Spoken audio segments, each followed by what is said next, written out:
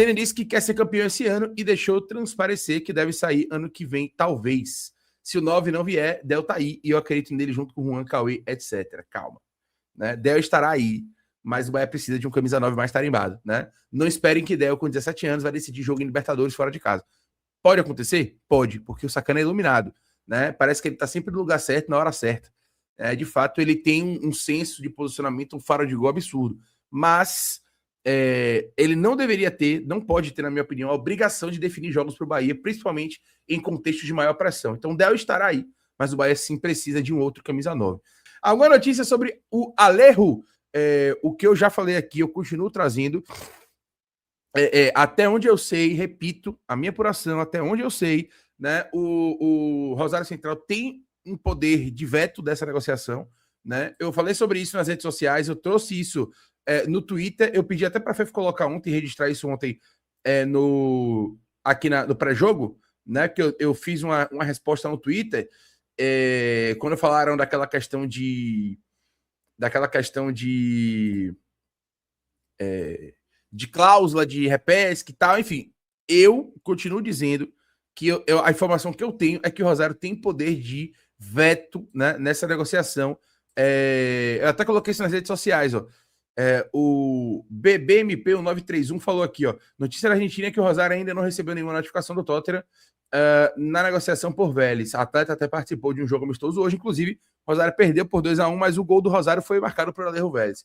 A informação adicional é que há cláusula para chamar ele de volta e não teria muito o que o Rosário fazer. Essa é a primeira informação que eles tinham trazido ali, né? E aí ele me marcou, né, no Twitter, e eu respondi: eu não tenho conhecimento dessa cláusula, até onde eu sei, o Rosário tem poder de veto. Mas se essa cláusula existir, né, ótimo. Acho que facilitaria umas coisas pra gente. Negociação complexa, agora é aguardar. Galera, a maioria dos times argentinos enfrentam muitas dificuldades financeiras e os Canadias é um deles. Eu entendo e 100% concordo com isso. Né? Só que o Alejo, ele é um jogador que é ídolo lá, velho. E mesmo passando por dificuldade financeira, o Rosário é um time que tá na Libertadores, tem Di Maria no elenco, eles estão buscando jogadores, inclusive, de mais renome para jogar essa Libertadores. Então, mesmo com essas dificuldades, né? Eu acho que a imagem de Alejo e a imagem que o Rosário quer passar vale mais do que qualquer 1 milhão de euros, sabe? 1 milhão de euros é dinheiro? É dinheiro, né? Para eles, né? Para o contexto que eles estão passando lá no futebol argentino. Eu tenho certeza que 1 milhão de euros é um dinheiro positivo, é um dinheiro bom para o Rosário, mas eu não acho que vai ser suficiente. Se o problema fosse 1 milhão de euros, pode ter certeza que essa situação já estava resolvida, tá? Já estava resolvida. Não existe possibilidade de pré-contrato com o Alejo, porque ele tem contrato com o Tottenham até junho de 2029, né? Então não tem nenhuma possibilidade de fazer pré-contrato com o Alejo. O Alejo, ele é jogador do Tottenham emprestado ao Rosário Central. Então não existe, não tem como, não existe essa possibilidade de fazer pré-contrato com o Alejo, não, tá? Um abraço para você, Crazy Dog. E jogador argentino tem mais apego ao clube do coração do que os brasileiros, não tenha dúvida. Tanto é que, mesmo com propostas de clubes europeus para ele permanecer por lá, quando ele saiu do Espanhol, né, que ele estava emprestado no futebol espanhol, na La Liga, ele estava emprestado ao Espanhol da Catalunha. Ele tinha outras propostas do futebol europeu, tinha proposta de clubes maiores, e ele preferiu voltar para o Rosário, emprestado para poder jogar no time dele do coração, ao lado de Di Maria, né, que já estava lá. Então, isso mostra, o jogador argentino ele tem esse apego maior, né, ao clube do coração do que o clube brasileiro. Um abraço aí para o William Pereira, tamo junto. O Bahia daria poder de veto para a quem emprestasse Miqueias, por exemplo, depende do contrato, velho. Cada contrato é um contrato.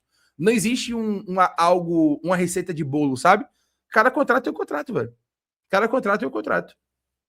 Então, essa situação ela é muito particular. Depende de como o contrato foi construído. Tem contratos que tem contratos que não. Né? Tem contratos que tem cláusulas que você pode chamar o jogador de volta a qualquer momento. Tem contratos que tem cláusulas de chamar o jogador de volta mediante metas ou mediante não cumprimento de metas. Enfim, aí depende de como o contrato foi redigido, velho. Cada contrato é um contrato. Não dá para você estabelecer uma regra, porque depende basicamente do que está escrito no papel. Simplesmente isso. Exatamente, cada contrato é único. Imagine como deve ser o contrato do Endrick. Pois é, né? Endrick acabou de ser emprestado para o Lyon. Será que tem algum tipo de cláusula de volta para o Real Madrid em caso de metas alcançadas? Por exemplo, você está indo para o Lyon. Se você fizer tantos jogos ou não fizer tantos jogos, né, ou não for escalado como titular em tantas partidas, você vai ser chamado de volta. Enfim, cada contrato é único, como disse aí o Moveiro, e foi o que eu falei também. né? Depende do que está estabelecido no papel. Se no papel tiver estabelecido que dá para tirar de volta, dá. Se no papel não tiver, não dá e acabou. É o que está escrito no papel. Né? Ele sabe alguma coisa sobre Christian Medina? Zero. Inclusive a notícia que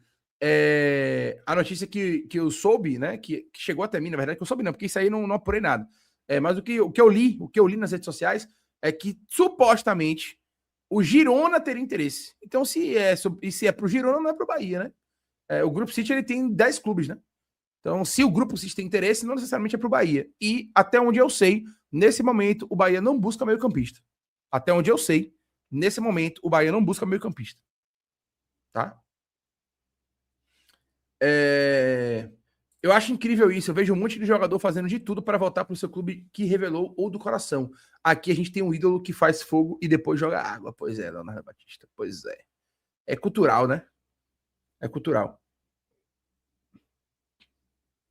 Leiro, acho que o brother falou em pré-contrato já para junho. Tipo, se não der certo agora, vai fechar com ele para julho ou vai atrás de outro. Mas é isso. O pré-contrato ele só se configura se você puder assinar o pré-contrato com o time que detém os direitos do jogador. Então, a gente não tem como assinar um pré-contrato, né? O que você pode assinar talvez ali um documento de intenção, alguma coisa assim, mas na minha visão, não dá. Até onde eu sei, pelo menos eu nunca vi, assim, no futebol até então, você assinar um pré-contrato com um jogador que tem emprestado para outro clube. Eu nunca vi isso. Eu nunca vi. Né? Não sei se legalmente falando é possível, mas eu, Leiro, nunca vi você assinar um pré-contrato com um jogador que já está sob contrato e que tem um contrato que não está para vencer. O pré-contrato você assina quando você já tem ali um contrato para vencer, né? Como você sabe muito bem, imagino eu. E aí você assina um pré-contrato para que quando o contrato daquele cara vencer em X meses, né, normalmente são 6 meses, o jogador passa a ser seu depois disso. Por exemplo, o Santos assinou um pré-contrato com o Vitinho, atacante do Inter. O contrato de Vitinho acaba no dia 30 de junho, né, com o Dinamo Moscou. E aí o Santos assinou um pré-contrato. A partir do dia 1º de julho, o Vitinho é jogador do Santos. E aí o que você pode fazer a partir do momento que você assina um pré-contrato, você pode negociar com o clube que detém os direitos do atleta para que aquela transação seja antecipada. Né? Ó, eu quero o jogador agora. Ele vai ser meu no dia 1º de julho, mas eu quero ele agora. Para eu ter ele agora, quanto é que você quer de compensação? E aí você faz uma negociação com o clube que já tem um passe dele, né, para que ele seja liberado de maneira antecipada. Agora, eu nunca vi o pré-contrato do pré-contrato, né, de um contrato. Eu nunca vi isso. Né? Enfim. Para fazer um pré-contrato, teria que ser com o contrato dele perante o Tottenham, que não é o caso. Ele tem contrato com o Tottenham até 2029, entendeu? Enfim, eu não tenho essa informação se o Bahia vai esperar até julho ou não. Basicamente, em resumo, não sei. Não sei se o Bahia vai buscar outro 9, se o Bahia esperaria até julho para, de repente, quando o contrato dele acabar com o Rosário, o Bahia trazer ele em julho, né? Porque entre Bahia e Tottenham já está tudo alinhado, então o problema não é o Tottenham. O problema é a liberação com o Rosário. Né? Então, de repente, né, já tudo alinhado com o Tottenham, deixar ele tudo alinhadinho para que em julho ele venha para o Bahia, ok. Né? Aí pode ser. Mas pré-contrato, o termo pré-contrato não se aplica nesse sentido, entendeu? Até onde eu sei, pelo menos. Eu nunca tinha visto no futebol. Um abraço aí para Gustavo Pereira. Tamo junto. Leira, o que você acha do centroavante Facundo Colide do River Plate? Marrom. Gosto muito não. Acho meu leite com pera, velho. Você ainda aposta no achismo ou na sorte? Com o seu tipster, isso acabou. Em menos de 2 minutos, eu analiso cada partida e te mostro as melhores oportunidades, direto no seu WhatsApp. Envio análises preditivas, estatísticas do confronto e palpites baseados em probabilidades. Clique no link da descrição agora e tenha acesso ao seu tipster hoje mesmo. A situação, claro, o Bahia ainda negocia, o Bahia tá com a carga para tentar fazer essa negociação acontecer, mas o Rosário, sim, tem um poder de dificultar e acredito que o Rosário vai fazer isso até o final. Então vai ser uma negociação que vai se arrastar um pouco mais aí, de repente, nem sei se terá um final feliz. Infelizmente, esse vazamento terminou atrapalhando muito o Bahia. Ale Roberto, isso é fake news? Claro que não, pô. Pelo amor de Deus, está em negociação. Como é que uma fake news, como é que o cara está em negociação, sai nos grandes sites do mundo, né, nos grandes portais do mundo, já falamos sobre isso aqui. Os dirigentes do Bahia foram na Argentina. O fato do cara não vir não significa fake news, né, gente? Pelo amor de Deus. A negociação acontece, está acontecendo, é interesse real do Bahia trazer o Alejo Vélez, mas agora é aguardar se a negociação vai se confirmar ou não, né? Eu já falei para vocês, esse vazamento antes da hora, né, terminou sendo algo ruim para o Bahia. Como eu disse, o Merlo, ele é jornalista, ele tem compromisso com a notícia, né? Ele fez o que ele tinha que fazer, né? Ele recebeu a notícia, ele conseguiu o furo, ele soltou o furo e tá tudo certo. Agora, essa notícia vazando antes do que deveria, digamos assim, antes do Bahia ter conseguido destravar, né, esse imbróglio, pode ter, de fato, prejudicado a negociação. Agora, realmente, o que falta é aguardar, né? Como eu disse, a diretoria do Bahia já viajou para a Argentina na semana passada, né? Está imbuída de tentar fazer essa negociação acontecer. Seria muito amadorismo do Tottenham fazer um contrato sem dispositivos, nem que sejam financeiros, para situações como essa. Deve haver alguma condição para retorno do atleta. O furo do Merlo, F tudo. Velho, depende, não acho que é amadorismo, não. É um jogador que o Tottenham não conta, velho. Né? É um jogador que o Tottenham não conta. Alejo Vélez é um jogador que ele não vai jogar mais no Tottenham. Eu não vejo o Alejo Vélez hoje jogando mais no Tottenham. Então, como é um jogador que o Tottenham não conta, o Tottenham, em momento nenhum, pensou, por exemplo, em colocar uma cláusula de repesca, pelo menos uma cláusula de repesca automática, né? Me parece que a cláusula de repesca que existia no contrato tinha algo a ver com o número de jogos e tal. Mas, enfim, eu falei desde o princípio. A informação que eu tenho... Desculpa, a informação que eu tenho é que o Rosário tem esse poder de veto. E eu falei isso desde o princípio e mantenho essa informação. O Rosário, ele pode sim atrapalhar essa negociação.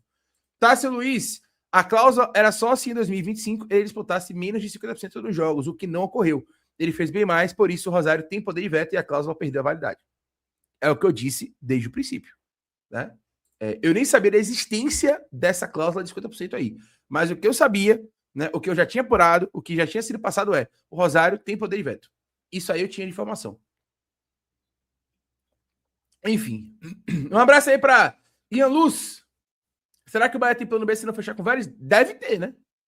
Eu não quero acreditar que o Bahia, com a estrutura que tem, com o scout que tem, com o número de informações, de dados que tem, né, no banco de dados do Grupo City, enfim, com o scout interessante que tem, eu não quero crer que o Bahia não tenha um plano B para Alejo Vélez, né? Pelo amor de Deus. Se não der certo, vai ficar sem centroavante mais uma temporada? Pelo amor de Deus, né? Eu quero acreditar que os caras têm um plano B e um plano C. Se não der certo, eu tenho que ir para outro jogador. Inclusive, tem até um live pix aqui que chegou, do Adenilson de ontem, que ele pergunta se eu tenho uma indicação para o 9. Eu acho que, inclusive, que tem um bom 9 na Argentina também, que foi um dos nomes que a gente cogitou ser, antes de Alejo, até a gente ter a confirmação do nome de Alejo no domingo, a gente cogitou ser o atacante do Lanús, o Rodrigo Castillo, né? Bom jogador, velho, bom jogador, acabou de ser campeão da Sul-Americana com o Lanús, né, fez gol nos 2 jogos de semifinal, é um cara que tem uma boa estatura também, mas tem uma certa mobilidade, enfim, tem um perfil até próximo do Alejo, só que um pouco mais velho, né, ele tem 24, 25 anos, ele tem 2, 3 anos ali a mais do que o Alejo, mas talvez seja um pouco mais barato, enfim, é uma possibilidade.